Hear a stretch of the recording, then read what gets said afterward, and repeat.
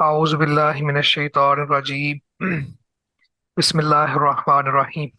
قل کہہ دیجئے، ہلما لاؤ، شہداءکم اپنے گواہ، کہہ دیجئے اپنے گواہوں کو لاؤ۔ ہلما جو ہے نا، یہ آؤ کے معنی میں بھی آتا ہے اور لاؤ کے معنی میں بھی آتا ہے۔ جیسے وہ حدیث میں ہے نا کہ اللہ کے کچھ فرشتے آ، گشت کر رہے ہوتے ہیں اور اہل ذکر کو یلتمسون اہل ذکر، اہل ذکر کو تلاش کر رہے ہوتے ہیں، تو کچھ فرشتوں کو جب ایسی کوئی مجلس نظر آتی ہے تو وہ دوسروں کو آواز لگاتے ہیں، ہلموا الی حاجتکم، ہلموا الی حاجتکم، آؤ آؤ اپنی خواہش کی طرف، یعنی جن کو ہم تلاش کر رہے ہیں وہ یہاں بیٹھے ہیں، تو لاؤ یا آؤ۔ تو یہاں پہ قل کہہ دیجئے، ہلم شہداءکم، لاؤ اپنے گواہوں کو، الذین جو یشہدون گواہی دیں، ان اللہ حرم ھذا، کہ اللہ نے بے شک اس کو حرام کیا ہے، یعنی یہ چیزیں حرام کی ہیں۔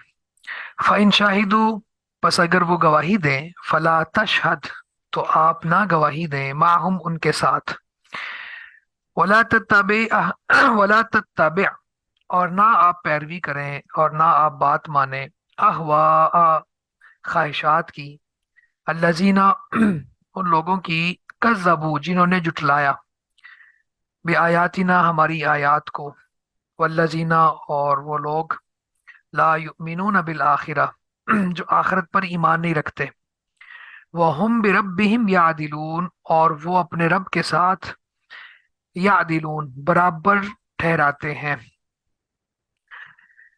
کہہ دیجئے اپنے وہ گواہ جو گواہی دیں ان کو لے آؤ کہ اللہ نے یہ چیزیں حرام کی ہیں، پھر اگر وہ گواہی دے دیں تو اے نبی آپ ان کے ساتھ گواہی نہ دیں، اور ان لوگوں کی خواہشوں کے پیچھے نہ چلیے جنہوں نے ہماری آیات کو جھٹلایا اور جو آخرت پر ایمان نہیں رکھتے اور وہ اپنے رب کے ساتھ برابر ٹھہراتے ہیں۔ اس آیت کا پچھلی آیات کے ساتھ ایک گہرا تعلق ہے۔ وہ تعلق یہ ہے کہ خود ساختہ جو شریعت بنا لی تھی مشرکین نے، خود سے ہی کچھ چیزیں حلال کر لیں، کچھ چیزیں حرام کر لیں، تو یہاں پہ اللہ رب العزت ارشاد فرماتے ہیں کہ اے نبی آپ ان سے پوچھیں کہ کون گواہ ہے تمہارا اس بات پر۔ یعنی پچھلی آیات میں ہم نے پڑھا کہ جب اللہ تعالیٰ نے حرام کیا یا کسی چیز کو حلال کیا تو یہ لوگ وہاں موجود تھے، یہ گواہی دیں گے۔ تو اس آیت میں اللہ تعالیٰ فرماتے ہیں کہ اے نبی ان سے کہو کہ وہ گواہ لاؤ، کہ وہ آ کے بتائیں یہ چیزیں اللہ نے حرام کی ہیں۔ تو اس کے بعد فرمایا کہ اگر وہ گواہی دے دیں، یعنی یہ کوئی گواہ لے آئیں اور وہ گواہی دے دیں، تو پھر آپ ان کے ساتھ گواہی نہ دیں، کیونکہ آپ کے پاس دلیل وہ نہیں ہے کہ جو لوگ گواہی دیں کہ یہ حلال ہے یہ حرام ہے، آپ کے پاس دلیل وحی الہی ہے۔ تو یہ ان کو شرمندہ کرنے کے لیے اور ذلیل کرنے کے لیے اللہ رب العزت نے بات ارشاد فرمائی کہ تمہارے گواہوں کا بھی اعتبار نہیں ہے، یعنی اے نبی آپ ان کے ساتھ پھر گواہی نہ دیں۔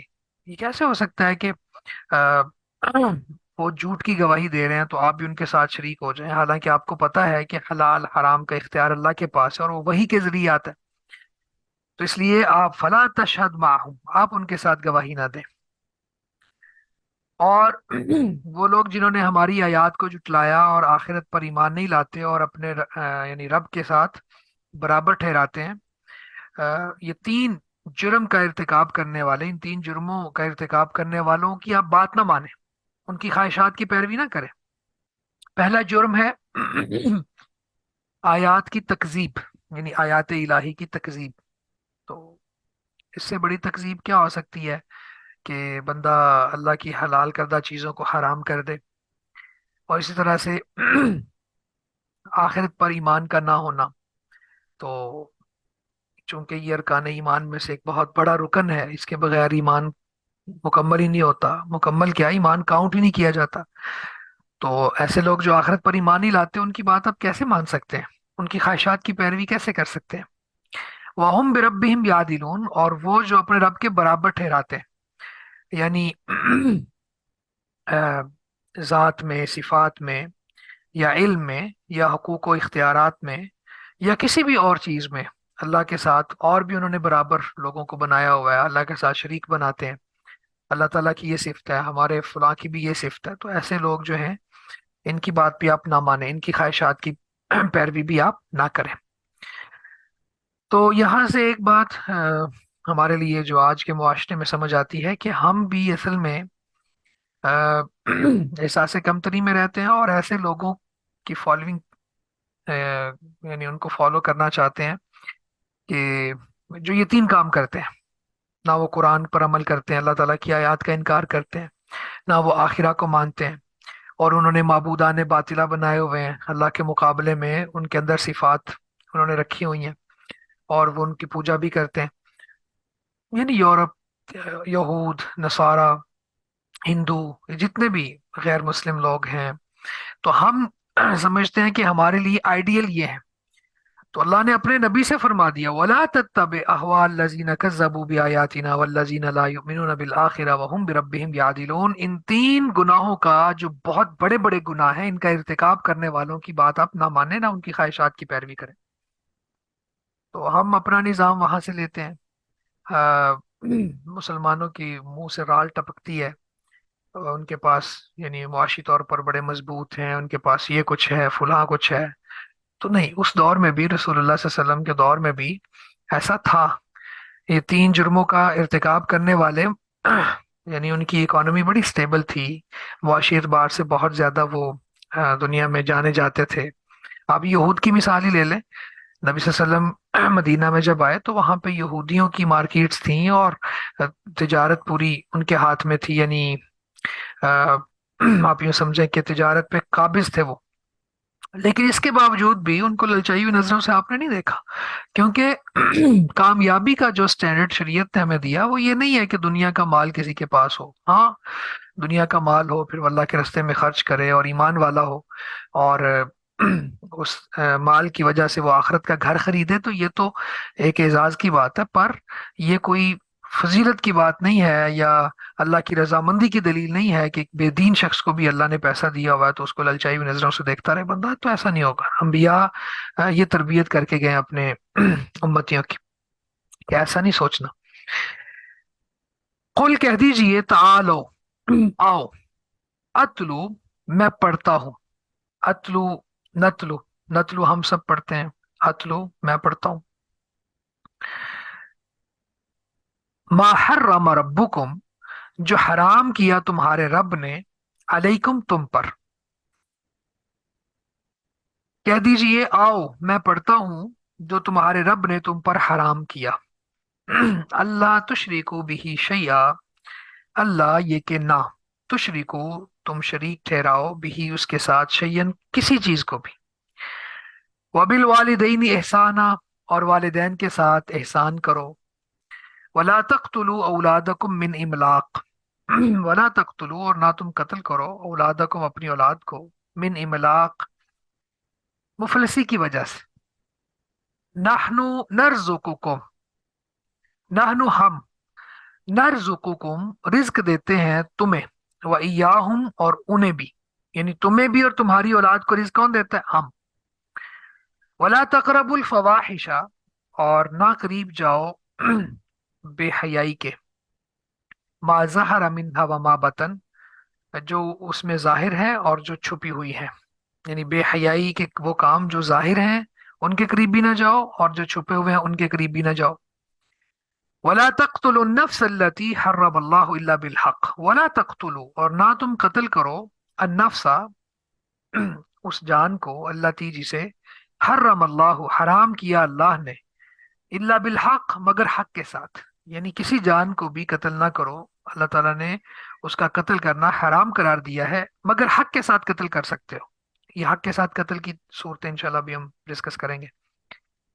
जालिकुम वस्साकुम बिही, जालिकुम ये सब चीजें हैं, वस्साकुम उसने ताकीदी हुक्म दिया है तुम्हें। वसीयत असल में ताकीदी हुक्म को कहते हैं।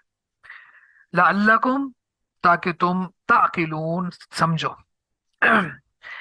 कह दीजिए आओ मैं पढ़ूं जो तुम्हारे रब ने तुम पर हराम किया है, यानी उसने ताकीदी हुक्म दिया है उन बातों का कि उसके साथ किसी चीज को शरीक ना ठहराओ, और माँ बाप के साथ एहसान, खूब एहसान करो, एहसानन।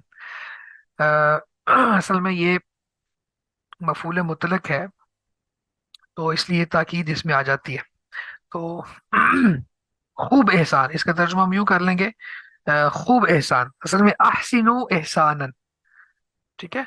तो अहसिनु फेल है, उसका मफूल मुतलक एहसानन। मफूल मुतलक वो होता है जो जिसके रूट वर्ड्स उसी वर्ब में से हों जो उसके पीछे गुजरा है। तो इसलिए इसमें फिर ताकीद पैदा हो जाती है। तो वबिल वालिदैन एहसान का तर्जुमा फिर यूं करेंगे, और माँ बाप के साथ खूब एहसान करो, और अपनी औलाद को मुफलिसी की वजह से कत्ल ना करो। हम ही तुम्हें रिज्क देते हैं और उनको भी। और बेहयाइयों के करीब ना जाओ, जो उनमें से जाहिर हैं और जो छुपी हुई हैं। और उस जान को कत्ल ना करो जिसे अल्लाह ने हराम ठहराया है मगर हक के साथ। ये है जिसका ताकीदी हुक्म उस अल्लाह ने तुम्हें दिया है ताकि तुम समझो। अब यहाँ पे सबसे पहले तो ये बात समझ लीजिए कि ये पीछे ना कुल अतलु, कह दीजिए कि मैं तिलावत करता हूँ, तालो आओ अतलु, मैं तिलावत करता हूँ, पढ़ता हूँ तुम पर, मा हर्रम रब्बुकुम अलैकुम, कि अल्लाह ने जो तुम्हारे ऊपर हराम की हैं चीजें। अच्छा, अब ये आगे देखें आप, ये तकरीबन कोई 10 के करीब अहकामात हैं, और उनमें से हर चीज तो हराम नहीं है, बल्कि वह बिल वालिदैन एहसान, वालिदैन के साथ एहसान का हुक्म है। तो फिर ये सेंस क्यों इख्तियार की कि हराम की है तुम्हारे रब ने तुम पर? असल में पीछे चूंकि वो अपनी मर्जी से हलाल और हराम करते हैं ना, तो अल्लाह ताला ने उनकी तवज्जो को अपनी तरफ मबजूल करवा के फरमाया कि मैं बताता हूँ, ए नबी आप इनसे कहो कि मैं बताता हूँ क्या हराम है और क्या हलाल है, और कौन सी चीजें ऐसी हैं जिनका ताकीदी हुक्म अल्लाह ताला ने दिया है। तो असल में ये ताकीदी हुक्म ही मुराद है, यानी ये वो बातें हैं, ये 10 अहकामात वो हैं जिनका अल्लाह ताला ने बहुत ताकीद के साथ हुक्म दिया है। और इसकी दलील क्या है? आखिर में जो अल्लाह ताला फरमाते हैं ना कि जालिकुम वसाकुम बिही, ये हैं वो चीजें जिनका अल्लाह ने तुम्हें ताकीदी हुक्म दिया। तो ये सारी चीजें बहुत ही अहमियत की हामिल हैं। उसमें सबसे पहली बात है अल्लाह तुशरिकू बिही शैया, ये कि तुम अल्लाह के साथ किसी चीज को भी शरीक ना ठहराओ। तो सबसे पहले तौहीद का हुक्म दे दिया। तो अल्लाह के साथ किसी चीज को भी शरीक ना ठहराओ, क्या मतलब है? ना किसी इंसान को, ना किसी जिन को, ना किसी पहाड़ पत्थर दरिया को, ना दरख्त को, ना फरिश्ते को, जितनी भी चीजें हैं वो, क्योंकि हर चीज ही अल्लाह ताला की मखलूक है। तो मखलूक को खालिक के बराबर करना, या खालिक के की सिफात में, उसकी जात में, उसकी उलूहियत में उसको शरीक कर लेना, ये कितना बड़ा जुर्म होगा। तो सबसे बड़ा गुनाह ये है, अल्लाह अल्लाह के रसूल फरमाते हैं कि सबसे बड़ा गुनाह ये है कि तुम अल्लाह का शरीक बनाओ, हालांकि उसने तुम्हें पैदा किया है। यानी तुम अपने खालिक के ही दुश्मन बन गए हो, और उसी के साथ ही और चीजों को शामिल कर रहे हो और शरीक बना रहे हो। तो सबसे पहला हुक्म इस आयत में ये है। दूसरा हुक्म क्या है? वबिल वालिदैनी एहसाना, और वालिदैन के साथ खूब एहसान करो। मैंने खूब का जो तर्जुमा किया है उसकी रीजन भी आपके साथ शेयर कर दी है। असल में यह है अहसिनु एहसाना। तो इसका वर्ब जो है, यानी फेल महजूफ है अहसिनु, तो वहीं से मफूल मुतलक है। तो इसका मतलब हो गया ताकीद के लिए मफाइल को लाया जाता है बाज़-औक़ात। तो यहाँ पे खूब एहसान करो, तो वालिदैन के साथ खूब एहसान करो। इसका मतलब क्या हो गया कि वैसे तो इस मौजू को अल्लाह ताला ने और बहुत से मकामात पे खोल खोल के बयान किया है कि उनको उफ भी ना कहो, उनके लिए दुआ करो, रब्बिरहमहुमा कमा रब्बयानी सगीरा। और फिर बुढ़ापे में अगर कोई एक उनमें से या दोनों तुम्हारे पास हों तो उनके साथ बहुत एहसान करो। अल्लाह के नबी सल्लल्लाहु अलैहि वसल्लम ने बद्दुआ पे आमीन भी कहा कि जिस शख्स को वालिदैन मिल जाए या उनमें से कोई एक मिल जाए और वो उनकी खिदमत करके जन्नत ना ले सके, तो उसकी नाक खाक आलूद हो। तो अल्लाह के रसूल सल्लल्लाहु अलैहि वसल्लम ने इस पर आमीन कहा। तो असल में वालिदैन, अल्लाह ने कुरान मजीद में जिक्र किया कि किस तरह वो औलाद के लिए मुशक्कतें बर्दाश्त करते हैं। तकलीफ पर तकलीफ उठाना, माँ भी उठाती है बाप भी उठाता है, और मोहब्बत के साथ पालना, और इसी तरह से उनकी तरबियत पे फोकस करना, और अपने आप को उनके लिए वक्फ कर देना। जब तक आपके बच्चे नहीं हैं, आपकी जिंदगी अपनी जिंदगी है। जब आपके बच्चे आ जाएं, या आप जितने भी स्टूडेंट्स यहाँ पे मौजूद हैं वो इस मेरी बात के साथ इंशाल्लाह इत्तेफाक करेंगे, अ, अगर तो एक्सपीरियंस है बच्चों का। तो जब बच्चे आ जाते हैं तो फिर अपनी जिंदगी नहीं रहती, फिर बच्चों की जिंदगी रहती है। फिर इंसान अपने ऊपर खर्च करते हुए भी सोचता है, फिर इंसान जो है कोई फैसला करते हुए भी सोच रहा होता है। तो यानी वालिदैन इस कदर अपनी औलाद के लिए अपने आप को खपा देते हैं, अपना आप मार देते हैं, यानी अपनी जान की बाजी लगा देते हैं। और ये फितरी जज्बा अल्लाह ने उनके अंदर रखा होता है।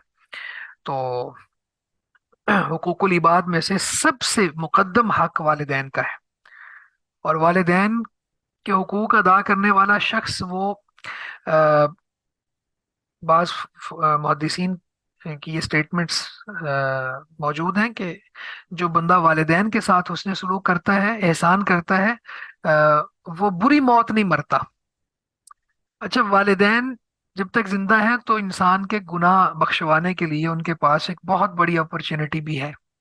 जैसे एक शख्स आया ना, उसने आके कहा कि असब तुजम बना अजीमन फ़हल ली मिन तौबतिन, कि मैं एक बहुत बड़ा गुनाह कर बैठा हूँ तो मेरे लिए कोई तौबा की सूरत है। तो रसूल मुअज्जम सल्लल्लाहु अलैहि वसल्लम ने आगे से उसे पूछा, हल लका मिन उम्मिन, तुम्हारी वालिदा जिंदा है?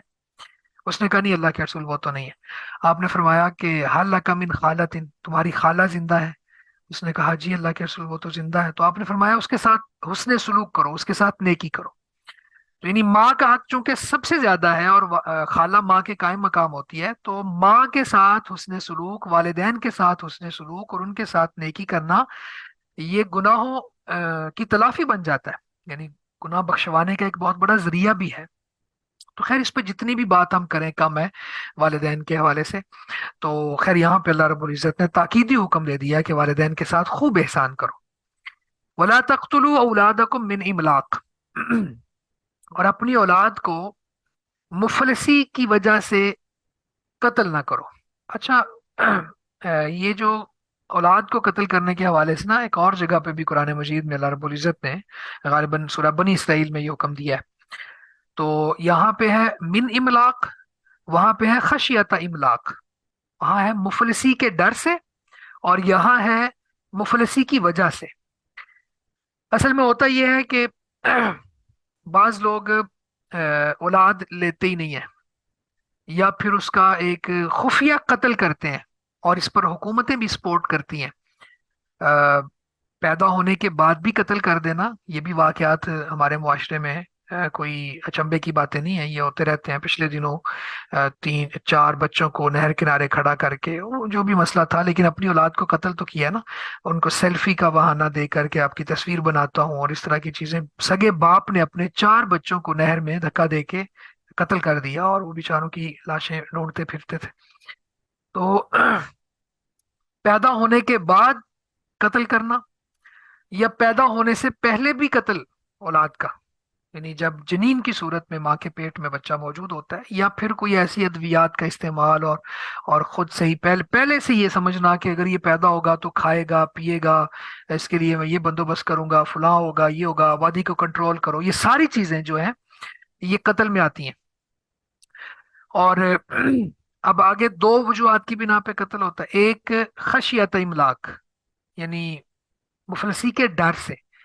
अभी इंसान मुफलिस नहीं हुआ, यानी उसके पास पैसे मौजूद हैं, वो खाता पीता है, लेकिन वो ये उसके ज़हन में डर सवार हो गया कि अगर मेरे बच्चे ज्यादा हो गए तो फिर तो मैं मुफलिस हो जाऊंगा, और मेरे बच्चे भी मुफलिस हो जाएंगे, और ये तकसीम हो जाएंगी चीजें, और ये हो जाएगा और वो हो जाएगा। अच्छा, दूसरा ये होता है कि इट्स इट्स सेल्फ वो फी नफ्स ही मुफलिस है। तो अब फकर की वजह से वो बच्चों को कत्ल कर देता है। वो कहता है, जी मैं इसको इनको खिला नहीं सकता तो मैं कत्ल कर रहा हूँ। तो अल्लाह ताला ने इन चारों चीजों को ही रद्द किया है। पहली बात यह है कि इंसान अगर ये समझता है ना कि मैं अपनी औलाद को पालता हूँ, या मैं उनके रिज्क का बंदोबस्त करता हूँ, या फिर कोई शख्स सिर्फ असबाब पे तकिया कर ले, तो वो कहे जी कि اسباب ہی ہیں جو رزق کے دروازے کھولتے ہیں اور دروازہ رزق ملتا ہے، بس کوئی اللہ کی ذات نہیں ہے، تو یہ تو ویسی چیز کفر کی طرف لے جاتی ہے انسان کو۔ اصل میں ایک بندہ مومن کا جو نظریہ ہے وہ یہ ہونا چاہیے کہ دیکھیں اللہ نے یہاں پہ سمجھایا نا، نحن نرزقکم و ایاہم، تمہیں بھی ہم رزق دیتے ہیں اور ان کو بھی۔ تم جب بچے تھے تو اپنا کام کاج تم خود کرتے تھے، تم خود اپنے رزق کا بندوبست کرتے تھے، ہم تمہارے لیے بھی، اور ویسے بھی یعنی ابھی بھی اللہ چاہے تو رزق دے، چاہے تو نہ دے۔ رزق کی کنجیاں اللہ کے ہاتھ میں ہیں، رزق کے اسباب کا مالک وہ ہے۔ تو کوئی شخص یہ سمجھے جی میں اپنی فیملی پلاننگ کروں گا تو اس کے مطابق زندگی چلے گی، تو ایسا ممکن نہیں ہوگا۔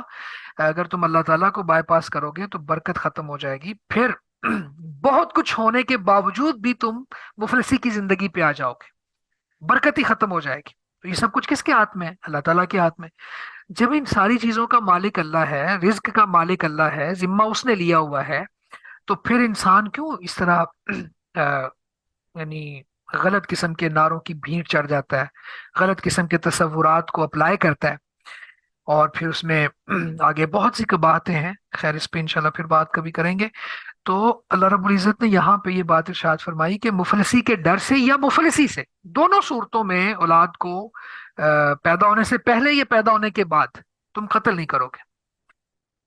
اور ساتھ ہی فرما دیا کہ ہم تمہیں، اس کی بہت سی مثالیں ہیں رزق کی، توکل کی، اور اللہ ہی رزاق۔ اب دیکھیں نا، جانوروں کو رزق اللہ دیتا ہے، اب جانور کیا پلاننگ کرتے ہیں مجھے بتائیں۔ میں ایک دفعہ جا رہا تھا نہر کنارے، پہلے بھی شاید آپ کو بات بتائی ہو، کہ ایک بگلا تازہ مچھلی کھا رہا ہے۔ اب نہ اس بگلے کے پاس اے ٹی ایم کارڈ ہے، نہ اس کے پاس کوئی بزنس ٹرکس ہیں، نہ اس نے کوئی بزنس ایڈمنسٹریشن میں کوئی کورس کیا ہوا ہے، نہ وہ فشری یعنی مچھلی منڈی گیا ہے، نہ وہاں سے خرید کے لایا، اللہ نے اس کو تازہ رزق دیا صبح صبح۔ تو یہ اگر انسان سوچنے لگ پڑے نا کہ میں پلاننگ کرتا ہوں اور میں ہی پالتا ہوں اور میں ہی رزق دیتا ہوں اور میں میرے طریقوں کے مطابق ہی زندگی چل رہی ہے، اور میں مر گیا تو کیا، تو آپ مر جاتے ہو، میں مر جاتا ہوں، پیچھے نظام چلتا رہتا ہے۔ تو نظام اللہ کے ہاتھ میں والا۔ اس پہ اصل میں نے تھوڑی اس لیے بات زیادہ کر دی کہ لوگ یعنی اس چیز میں بڑے دیندار گھرانے بھی ملوث ہیں، اور وہ بھی توکل کے منافی کام کرتے ہیں۔ اللہ کے نبی صلی اللہ علیہ وسلم کی واضح سٹیٹمنٹ ہے، تزوجوا الولود الودود، بہت محبت کرنے والی اور بہت زیادہ بچے پیدا کرنے والی عورت سے شادی کرو۔ اب اس کے اوپر پھر تان کرنا اور اس کے خلاف چلنا اور یہ کہنا جی کہ بچے تو صرف دو ہی ہونے چاہیے اور ایک ہونا چاہیے اور یہ اور فلاں ہے، یہ چیزیں، ہاں وقفہ جو شرعی وقفہ ہے اس کو آپ، شریعت نہیں روکتی اس سے۔ اور اسی طرح سے بعض کنڈیشنز میں جب ماں کی صحت بگڑنے کے زیادہ چانسز ہوں تو پھر وہ آ، یعنی شریعت نے اجازتیں دی ہوئی ہیں۔ لیکن یہ کیا کہ ایک اچھی ولی خاتون جو اللہ کی زمین پر اللہ کی بندی ہے، اور اللہ تعالیٰ نے اس کو، اس کی یہ صفت بیان کی ہے کہ وہ اس کے خاندان کی عورتیں زیادہ بچے پیدا کرتی ہیں، اور ایک بندہ اس کے لیے سلیکشن کرائٹیریا بھی یہ بتا دیا، تو پھر اس پہ اعتراض کرنا یہ تو بنتا ہی نہیں ہے نا۔ ولا تقرب الفواحش ما ظہر منها وما بطن، اس کے بعد فرمایا، اصل میں الفواحش کو سمجھ لیں، آ، الفاحشہ، الفحشاء، الفحش، تو اسی کی جمع پھر الفواحش۔ اس کا لفظی معنی ہوتا ہے کہ کوئی بھی قول یا عمل جو قباحت میں بہت بڑا ہوا ہو، یعنی ایکسٹریم لیول پہ اس کی قباحت ہو، سنگینی ہو، جیسے زنا ہے یا شدید بخل، تو زنا کے بارے میں بھی یہ لفظ بولا جاتا ہے، اور شدید کنجوسی، بخل کے بارے میں بھی یہ لفظ بولا جاتا ہے، تو اس کو بے حیائی بھی کہہ دیا جاتا ہے پھر۔ تو لفظی طور پر اس کو آپ سمجھ لیں کہ کسی بھی قول یا عمل کی آ، یعنی بہت زیادہ قباحت ہو اس میں، یعنی ایسا قول جو بندہ سوچ کے حیران ہو جائے کہ یہ کیا دیا ہے اس نے، یہ ایسا عمل جیسے زنا اب کتنا برا اور کتنا بڑا عمل ہے گناہ کے اعتبار سے۔ اسی طرح شدید بخل کا معنی کیا ہے کہ جہاں خرچ کرنے کی ضرورت ہے بندہ وہاں بھی خرچ نہیں کر رہا، تو یہ کتنی ظلم کی بات ہے، تو یہ بے حیائی۔ تو اللہ تعالیٰ نے اسی طرح اور بھی چیزیں اس میں آ جاتی ہیں، اور چیزوں کو اگر ہم دیکھنا چاہیں اس میں، تو قوم لوط کی حرکتیں وہ بھی اس میں آ جاتی ہیں، چھپ کر زنا کرنا، چوری کرنا، یہ اور بھی ایسے کام جو یا پھر ڈاکہ ڈالنا، رابری، یہ چیزیں اس میں آ جاتی ہیں۔ اور بعض چیزیں اس کی خفیہ ہوتی ہیں، بعض ظاہر ہوتی ہیں، تو خفیہ ظاہراً سب چیزوں سے اللہ تعالیٰ نے بے حیائی کے کاموں سے منع فرما دیا۔ اس کے بعد فرمایا وَلَا تَقْتُلُوا النَّفْسَ الَّتِي حَرَّمَ اللَّهُ إِلَّا بِالْحَقِّ، اور اس جان کو جسے اللہ نے حرام کیا ہے، یعنی جس کا قتل کرنا اللہ تعالیٰ نے حرام قرار دیا ہے، اس کو حق کے بغیر نہ مارو۔ تو قتل جو ہے یہ بھی بہت بڑا جرم ہے، شدید، یعنی سخت ترین گناہ ہے یہ، اور شدید عذاب کا مستحق ہو جاتا ہے قاتل۔ اور اللہ کے نبی صلی اللہ علیہ وسلم نے فرمایا قیامت والے دن یجیء المقتول بالقاتل یوم القیامہ ناصیتہ ورأسہ بیدہ، کہ یہاں تو قاتل اگر فائنینشلی اسٹرانگ ہو اور پھر عدالتیں خرید لینا، ججز خرید لینا، وکلا اچھے اچھے کر لینا اور بچ جانا، لیکن قیامت کے دن پھر وہ نہیں بچے گا، کیونکہ اللہ تعالیٰ، اللہ کے رسول فرماتے ہیں کہ اس وقت جو بہت بڑی عدالت ہوگی، اللہ تعالیٰ اپنے عرش پر موجود ہوں گے، کما یلیق بشانہ، جس طرح اس کی شان کے لائق ہے، تو مقتول قاتل کے سر کے بالوں سے پکڑ کے، جکڑ کے، کھینچ کے اس کو لائے گا اللہ کے عرش کے قریب، حتی یدنیہ من العرش، حتیٰ کہ اس کو اللہ کے عرش کے قریب کر دے گا، اور کہے گا یا رب قتلنی ھذا، اے میرے رب اس نے مجھے قتل کیا تھا۔ تو پھر وہاں پہ کیا منظر ہوگا؟ تو یہاں تو یہ بچ گیا نا قتل کر کے۔ تو قتل بھی ایک بہت بڑا المیہ ہے، یعنی بہت زیادہ قتل کیے جاتے ہیں، اولاد کو قتل کرنا، والدین کو ایون قتل کر دینا، اور اسی طرح سے پھر معاشرے میں ایک دوسرے کو قتل کرنا، رشتوں کے تنازعات پہ، جائیداد کے تنازعات پہ، اور پھر اس کے بعد یعنی چھوٹی چھوٹی بات پہ قتل ہو جاتے ہیں۔ تو اللہ تعالیٰ نے یہ بہت بڑا جرم قرار دیا ہے قتل کرنا، اور لیکن اس کے کچھ جائز صورتیں بھی ہیں۔ اس کی جائز صورتوں میں ایک صورت یہ ہے کہ جان کے بدلے جان، ٹھیک ہے، قاتل کو قتل کیا جائے گا تو یہ قتل حق ہے۔ اسی طرح شادی شدہ زانی، اس کو اگر سنسار کر کے قتل کیا جائے گا تو یہ قتل حق ہے۔ اسی طرح مرتد کو قتل کرنا، یعنی جو مسلمانوں کی جماعت کو چھوڑ دیتا ہے، تو مرتد کی سزا قتل ہے، اور یہ قتل حق ہوگا۔ اس کے علاوہ بھی اور جیسے محارب، یعنی ڈاکو یا باغی کو قتل کرنا، ٹھیک ہے، یعنی ایک ہوتا ہے چور، چور چوری کرے تو اس کا ہاتھ کاٹا جائے گا، لیکن جو ڈاکو ہے، جو برسر بازار لوگوں کو خوف زدہ کرتا ہے، اور بے خوف ہو کے چیزیں، خوف پھیلاتا ہے اور خود بے خوف ہو کے چیزیں چھینتا ہے اور لوگوں کے سامنے قتل بھی کر دیتا ہے، تو ایسے بندے کو بھی قتل کیا جائے گا۔ یا پھر محرم رشتہ دار خاتون سے نکاح کرنے والے کو بھی قتل کیا جائے گا۔ یہ مختلف احادیث میں یہ باتیں آتی ہیں، حضرت علی کو اللہ کے رسول صلی اللہ علیہ وسلم نے بھیجا تھا۔ اور اسی طرح ہاں، یہ محرم رشتہ دار کے ساتھ نکاح کرنے والا، اس کو بھی قتل کر دیا جائے گا۔ تو یہ سارے وہ قتل ہیں جو قتل حق ہیں۔ اس کو میں پھر ایک دفعہ دہرا دیتا ہوں: جان کے بدلے جان، شادی شدہ زانی، مرتد، محارب، یا محرم سے نکاح کرنے والا، ٹھیک ہے۔ تو جو حدیث میں چیزیں آ گئیں تو یہ قتل حق ہو گئے۔ اس کے علاوہ جتنے بھی قتل ہیں وہ قتل ناحق ہیں۔ اور کسی مسلمان کا خون بہانا، اللہ کے نبی صلی اللہ علیہ وسلم نے اس کی بہت زیادہ سنگینی بتائی۔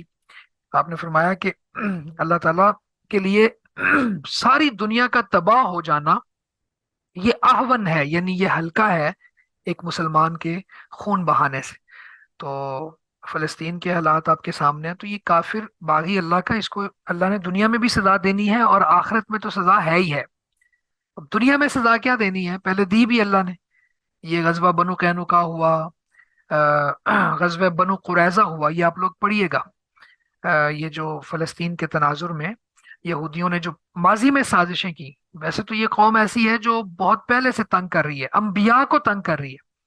موسیٰ علیہ السلام، ان پر اللہ نے بڑے احسانات کیے، موسیٰ علیہ السلام کو پریشان کرنا شروع کر دیا، یہاں تک کہہ دیا کہ تم اور تمہارا رب جاؤ اور جا کے لڑو، ہم یہاں بیٹھے ہوئے ہیں۔ اور جب ان سے کہا گیا کہ بستی میں داخل ہو جاؤ اور حتتن کہو کہ اے اللہ ہم گناہ کی بخشش طلب کرتے ہیں، تو انہوں نے آگے سے، اتنی میٹریلسٹک اپروچ رکھنے والی یہ قوم ہے، انہوں نے کہا کہ حبۃ فی شعرۃ، ہمیں بالیوں میں دانے چاہیے، ہم کھانے پینے کی قوم ہے، ہمیں استغفار نہیں چاہیے۔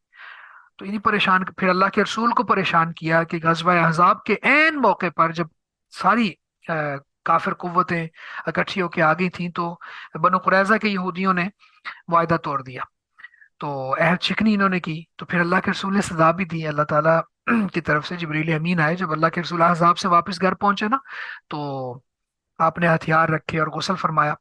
تو احزاب جبریل امین آگے، انہوں نے آگے کہا کہ اللہ کے رسول آپ نے ہتھیار رکھ دیے، فرشتوں نے تو نہیں رکھے۔ تو آپ نے پوچھا کیا ارادہ ہے، فرمایا کہ بنو قریظہ کی طرف جائیں گے۔ تو اللہ کے نبی صلی اللہ علیہ وسلم نے اناؤنس کیا کہ تم میں سے ہر شخص عصر کی نماز بنو قریظہ میں جا کے پڑھے گا۔ اور پھر وہاں پہ گئے، وہ قلعے میں محصور ہو گئے۔ پھر سعد بن معاذ رضی اللہ تعالیٰ عنہ کی بات پہ وہ آئے کہ یہ جو ہمارے بارے میں فیصلہ کریں گے ہم اس کو قبول کریں گے۔ تو سعد نے رضی اللہ تعالیٰ عنہ فیصلہ یہ کیا کہ اے اللہ کے رسول، ان کے جو مرد لڑنے کے قابل ہیں ان سب کو قتل کر دیا جائے، اور ان کے بچوں اور عورتوں کو غلام بنا لیا جائے۔ تو پھر ایسا ہی ہوا۔ تو اس کے بعد پھر ہمیں اور بھی آگے روایات ملتی ہیں کہ اللہ کے رسول نے فرمایا صلی اللہ علیہ وسلم کہ مسلمان یہودیوں کو قتل کریں گے، یہ وہی یہودی ہیں نا، تو جو مسلمانوں کے خون کو سستا سمجھتے ہیں، قتل کریں گے۔ اور یہودی پھر جس چیز کے پیچھے بھی چھپا ہوگا وہ چیز بول کے کہے گی کہ اے مسلمان، میرے پیچھے یہودی چھپا ہوا ہے، اس کو قتل کر، سوائے غرقد نامی درخت کے۔ تو بہرحال یہ دنیا میں سزا بھی ہے، اور آخرت میں۔ تو قاتل کے لیے دنیا میں سزا، عام مسلمان مسلمان کو قتل کرے تو قاتل کو قتل کے بدلے قتل ہونا ہوگا، اللہ کہ وہ معاف کروا لے یا دیت دے کے راضی کر لے، لیکن جان کے بدلے جان ہے۔ تو مسلمان اس کی جان تو اللہ کے ہاں بہت ہی قیمتی ہے۔ ذالکم وصاکم بہ، یہ وہ باتیں ہیں جن کا اللہ تعالیٰ تمہیں تاکیدی حکم دیتا ہے، لعلکم تعقلون، تاکہ تم سمجھو، تاکہ تم عقل کرو۔ ولا تقربوا مال الیتیم، ولا تقربوا، اور نہ تم قریب جاؤ، مال الیتیم، یتیم کے مال کے، الا مگر، باللتی، اس طریقے سے، ہی جو احسن، سب سے اچھا ہو، یعنی یتیم کے مال کے قریب نہیں جاؤ مگر اس طریقے سے جو سب سے اچھا ہو،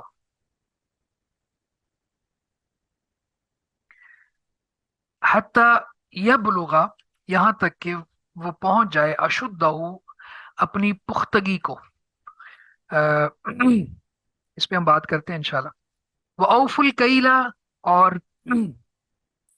ماپ پورا کرو، اوفو پورا کرو، وفا، ٹھیک ہے، پورا کرنا، وعدوں کی وفا، اردو میں بھی استعمال ہوتے ہیں الفاظ، یہ وہی بلیک کلر ہے۔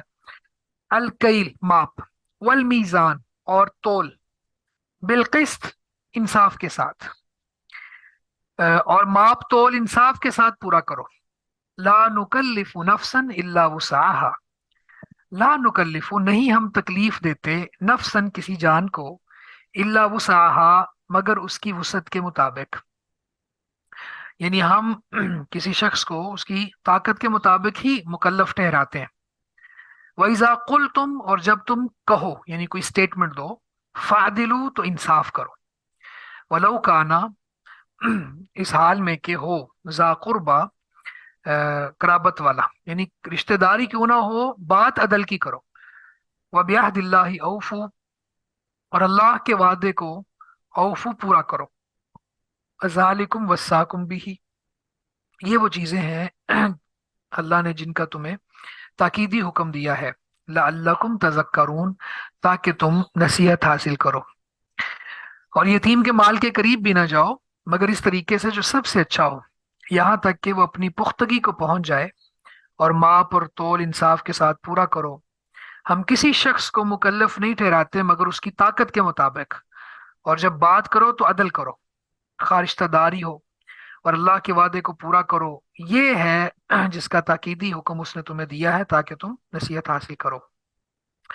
اب اس آیہ مبارکہ میں ایک تو آ، یتیم کا لفظ ہے، تو یتیم کون ہوتا ہے؟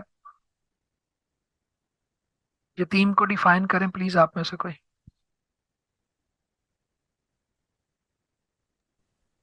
جس کے سر جس کے والد جو ہے وہ فوت ہوئے بچپن میں، ایون یہ ماں اور باپ دونوں فوت ہوئے ہیں، اور کوئی اور سہارا نہ ہو، تو جو اس کا مال ہوگا وہ کوئی اور اس کی کفالت کر رہا ہو تو اس کا اس کی وہ حفاظت کرے، اور جو ٹھیک ہے، جب بڑا ہو جائے تو اس کو وہ دے دے۔ ٹھیک ٹھیک ہے، لیکن اس میں یتیم کو ڈیفائن پراپر کر، کوئی اور کسی اور کے پاس ہو یتیم کی تعریف؟ سر لیکن جی ایسا بھی ہو کہ وہ بالغ نہ ہو، جب وہ بالغ ہو جائے گا تو تب اس کی یتیمی جو ہے وہ ختم ہو جائے گی۔ ٹھیک ہے، اچھا یتیم کو ابھی بھی ڈیفائن صحیح طرح سے نہیں کیا گیا، چلے یوں کر لیتے ہیں، یتیم اور مسکین میں فرق کیا؟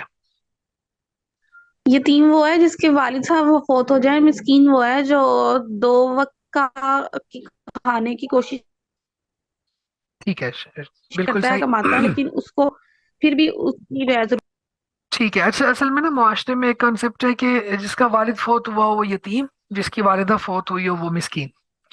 تو اصل میں والدین نہیں، صرف والد، والد فوت ہوا ہو اور بچہ بالغ نہ ہوا ہو تو وہ یتیم ہے۔ تو باقی ماشاءاللہ آپ سب نے جو چیزیں بتائی ہیں وہ ٹھیک ہے۔ تو یہاں پہ اللہ رب العزت نے کہا کہ یتیم کے مال کے قریب بھی نہ جاؤ، کیونکہ وہ تو بیچارہ بچہ ہے نا، اس کو تو پتہ ہی نہیں ہے کیا ہونا ہے۔ ہاں، اللہ باللتی ہی احسن، مگر اس طریقے سے جو سب سے اچھا ہے۔ تو سب سے اچھا طریقہ کیا ہو سکتا ہے؟ یتیم کے مال کی حفاظت کرنے کے لیے اس کے قریب جا سکتے ہو، یعنی وہ مال اپنی کسٹڈی میں لے لو کہ جب یہ بچہ پختگی کی عمر کو پہنچ جائے گا، پختگی کی اشدھا کا مطلب ہے بالغ بھی ہو جائے گا اور سمجھدار بھی ہو جائے گا، تو تب تک آپ اس کے مال کو محفوظ کر لیتے ہو اپنے پاس، تو اس کی حفاظت کرنے کے لیے مال لے سکتے ہو۔ اچھا اسی طرح یہ سمجھنا کہ یعنی اس مال کو کسی بزنس میں انویسٹ کر دینا، کہ یہ تو ابھی بچہ ہے لیکن اس کا مال زیادہ بڑھ جائے گا، اس میں اضافہ ہو جائے گا، یا کسی ایسی جگہ پہ کوئی پلاٹس وغیرہ خرید لینا یا کوئی یہ چیزیں کر لینا تاکہ وہ مال اس کی ویلیو یا ورتھ کم نہ ہو، بڑھتی چلی جائے، تو یہ بھی اچھے انداز میں ہے۔ ٹھیک ہے، تو مال کے سوری یتیم کے مال کے قریب بھی نہ جاؤ مگر اچھے طریقے سے، جو سب سے اچھا ہے، تو سب سے اچھا طریقہ اس کی حفاظت اور اسی طرح سے اس کو کسی بزنس میں انویسٹ کرنا، یہ اچھا طریقہ ہے۔ اس کے علاوہ اگر کوئی یتیم کا مال کھانے کے لیے، ہڑپ کرنے کے لیے، اس پہ ناجائز قبضہ کرنے کے لیے کوئی بھی کام کرے گا تو اللہ رب العزت کا قرآن کہتا ہے کہ اس نے اپنے پیٹ میں آگ کے انگارے ڈالے، یعنی وہ اپنے پیٹ میں آگ ہی ڈال رہا ہے۔ تو اس کے بعد دوسرا حکم یہاں پہ یہ دیا، اوف الکیل والمیزان، اور ماپ تول پورا کرو بالقسط، انصاف کے ساتھ۔ اس میں قرآن مجید میں ایک سورہ المطففین بھی ہے آخری پاروں میں، تو اس میں بڑی تفصیل کے ساتھ اللہ تعالیٰ نے چیزیں بیان کی ہیں، اور یعنی لوگوں کی کمینگی کی انتہا بیان کی ہے کہ جب وہ لوگوں سے لیتے ہیں، خرید کے لاتے ہیں آگے بیچنے کے لیے، تو وہاں تو پورا پورا لے رہے ہوتے ہیں، لیکن آگے لوگوں کو جب ماپ کے دیتے ہیں یا تول کے دیتے ہیں تو یخسرون، پھر اس میں خسارہ یعنی کمی کر رہے ہوتے ہیں۔ تو اللہ رب العزت نے یہاں پہ ماپ تول کو انصاف کے ساتھ پورا کرنے کا حکم دیا۔ الکیل وہ پیمانے جو ماپے جاتے ہیں، جیسے آپ پیٹرول ہے لیٹر میں ماپا جاتا ہے، کپڑا ہے وہ بھی میٹر میں یا گز میں ماپا جاتا ہے، تو یہ وہ پیمانے آ گئے۔ اور میزان جس میں تولی جاتی ہیں چیزیں، کوئی چینی وغیرہ کو جب ہم خریدتے ہیں یا کوئی اس طرح کی چیزیں جن کا وزن کیا جاتا ہے تو وہ میزان میں آ جاتی۔ اللہ تعالیٰ نے ساتھ ہی فرمایا لا نکلف نفسا الا وسعها، ہم مکلف نہیں ٹھہراتے مگر کسی جان کو بھی مگر اس کی وسعت کے مطابق۔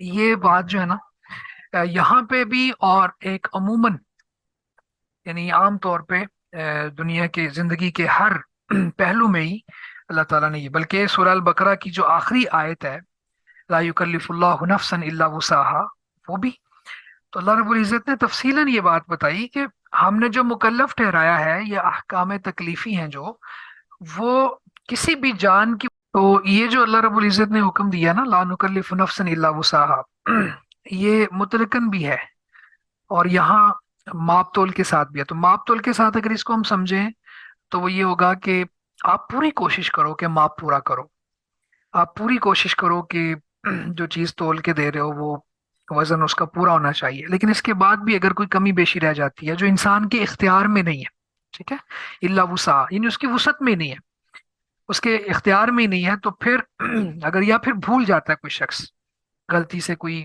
بھول چوک ہو جاتی ہے، تو پھر اس سے باز پرس نہیں ہوگی۔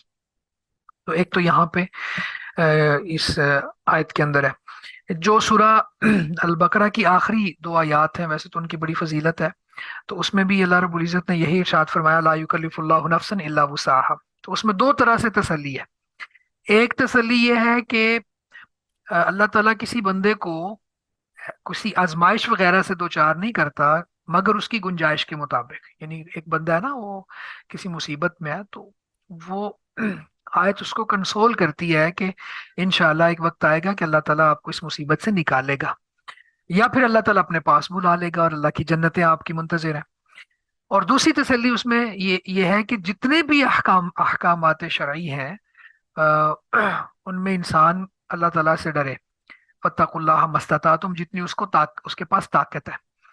جو اس کے اختیار میں نہیں ہے، جس کے اندر وہ بے بس ہے، تو اس کا مواخذہ نہیں ہوگا۔ تو یہاں بھی اللہ تعالیٰ نے خاص ریلیٹ کر کے ماپ تول کے ساتھ یہ بات ارشاد فرمائی۔ اس کے بعد فرمایا وَإِذَا قُلْتُمْ فَعْدِلُوا، اور جب تم بات کرو تو عدل کرو، انصاف کرو، یعنی تمہاری ہر بات انصاف پر مبنی ہونی چاہیے، عدل پر مبنی ہونی چاہیے، وَلَوْ كَانَ ذَا قُرْبَىٰ، اگرچہ قریبی رشتہ دار کے خلاف ہی کیوں نہ جاتی ہو۔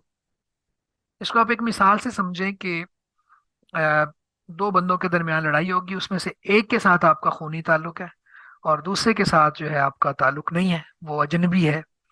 اب جو اجنبی ہے وہ سچا ہے، آپ کا رشتہ دار جس کے ساتھ آپ کا بلڈ ریلیشن ہے وہ جھوٹا ہے۔ تو اس وقت آپ کو جب پوچھا جاتا ہے بھئی آپ اس مسئلے میں کیا کہتے ہیں، دونوں کی بات سن کے، فریقین کو سننے کے بعد، تو اس وقت یہ حکم ہے وَإِذَا قُلْتُمْ فَعْدِلُوا۔ اب آپ نے جو سٹیٹمنٹ دینی ہے، یہ نہیں دیکھنا کہ یہ میرا رشتہ دار ہے، اگر میں اس کے خلاف بات کروں گا تو اس کو نقصان پہنچے گا، یا یہ میرے خلاف ہو جائے گا، یا کوئی بھی چیز اس کے پیش نظر ہو، تو عدل کا تقاضا یہ ہے کہ وہ صحیح، سچی اور سیدھی بات کرے جو عین انصاف پر مبنی ہے۔ ہمارے یہاں ہوتا ہے یعنی ٹینڈنسیاں، میلانات، رجحانات، اور پھر رشتہ داریاں نبھانے کے لیے بس صرف یہ ہے، بلکہ برادری تعلق نبھانے کے لیے یہ نہیں دیکھتے کہ فلاں سچا ہے، بس چونکہ یہ میری برادری کا بندہ اس کے ساتھ لڑ رہا ہے تو میں بھی اسی کے ساتھ کھڑا ہوں، اس کی صف میں شامل ہو گیا ہوں، تو یہ اللہ کے قانون کے خلاف ہے، یہ عدل کے منافی ہے۔ وَبِعَهْدِ اللَّهِ أَوْفُوا، اس پہ انشاءاللہ کبھی اللہ نے موقع دیا، ویسے ہماری ایک تفسیر القرآن کلاس تو چل رہی ہے، اس میں ہم یہ پڑھ رہے ہیں، خواتین کی کلاس ہے، سورہ احزاب میں بھی اور مختلف جگہوں پہ بھی، تو اللہ نے نبی صلی اللہ علیہ وسلم کو جہاں پہ رخصتیں بھی دیں، گنجائشیں بھی دیں کہ آپ کے اوپر ہے، یہاں پہ آپ جیسے مرضی کریں، اس کے باوجود آپ نے وہاں عدل کیا۔ مثلا آپ کی بیویوں کے درمیان جو اوقات کار کی تقسیم تھی، اللہ تعالیٰ نے یہ معاف کر دیا، آپ نے فرمایا کہ آپ جس کو چاہیں جتنا وقت دیں، کیونکہ آپ کے ذمے نبوت کا بوجھ ہے، صرف نبی کے ساتھ خاص ہے یہ، تو آپ کے اوپر نہیں، آپ سے پوچھ نہیں ہوگی کہ آپ نے کس کو کتنا ٹائم دیا، کم دیا، زیادہ دیا، یہ ساری چیزیں۔ لیکن اس کے باوجود ازواج مطہرات فرماتی ہیں کہ اللہ کے نبی صلی اللہ علیہ وسلم اتنے سینسیٹیو تھے اس معاملے میں کہ آپ نے باریاں لگائی ہوئی تھی، اور کسی باری میں آپ کو کوئی کام پڑ جاتا دوسری جگہ جانے میں، اللہ کا قرآن اجازت دے رہا ہے کہ پوچھنے کی ضرورت نہیں ہے، لیکن اس کے باوجود اس بیوی سے اجازت لے کے جاتے وہاں پہ، تو یہ آپ نے عدل سکھایا۔ تو اسی طرح گفتگو میں عدل، آپ کی شریعت کو جو آپ پریکٹس کر رہے ہیں یا کوئی بھی کام کر رہے ہیں اس میں عدل، تو یہ ساری چیزیں انشاءاللہ اللہ نے موقع دیا تو مزید چلتے رہیں گے۔ ذالکم وبعہد اللہ اوفو، اور اللہ کے وعدے کو پورا کرو، یعنی تم نے جو اسلام قبول کر لیا اور شریعت کو مان لیا، اور اس کے بعد اللہ کے نبی صلی اللہ علیہ وسلم کی اطاعت کا وعدہ کر لیا، ظاہر ہے جب بندہ اسلام قبول کرتا ہے تو اسلام کا لفظی معنی ہوتا ہے تابع فرمان ہو جانا، ٹھیک ہے، ایک مسلمان یہ ہے کہ جو اللہ کے فرامین کے تابع ہو جاتا ہے۔ تو اللہ کا فرمان کیا ہے کہ اللہ کی بات بھی ماننی ہے، رسول اللہ کی بات بھی ماننی ہے صلی اللہ علیہ وسلم۔ تو جب اسلام قبول کر لیا ہے اور اللہ کے رسول کی اطاعت کا وعدہ ہے، وہ اس کو پورا کرو، پھر قرآن و سنت پر عمل کرو، جتنے بھی احکام شرعی ہیں ان پر عمل کرو، کیونکہ اللہ نے کوئی حکم بھی ایسا جاری نہیں کیا جو تمہاری وسعت سے باہر تم کر سکتے ہو، یعنی اللہ نے پیدا کیا، اللہ تعالیٰ تو تب سے جانتا ہے جب تم ماں کے پیٹوں میں تھے، تو اللہ تعالیٰ کیوں کر تمہارے اوپر مشقت والا حکم نازل کر سکتا ہے؟ تو اللہ تعالیٰ نے تمہاری گنجائش، تمہاری وسعت، تمہاری طاقت کے مطابق ہی احکامات شرعی واضح وضع کیے ہیں، تو پھر تم ان کو فالو کرو۔ تو اللہ کے وعدے کو پورا کرنے کا یہ مطلب ہے۔ ذالکم وصاکم بھی، یہ ہیں وہ چیزیں جو جن کے بارے میں اللہ نے تمہیں تاکیدی حکم دیا ہے، لعلکم تذکرون، تاکہ تم نصیحت حاصل کرو۔ ذکر کا معنی نصیحت بھی ہوتا ہے، یاد کرنا بھی ہوتا ہے، تاکہ تم یاد کر لو، تمہیں یاد دہانی رہے، یا پھر یہ کہ تمہیں نصیحت مل جائے۔ یہاں تک ہم رکھتے ہیں انشاءاللہ 152 آیت تک۔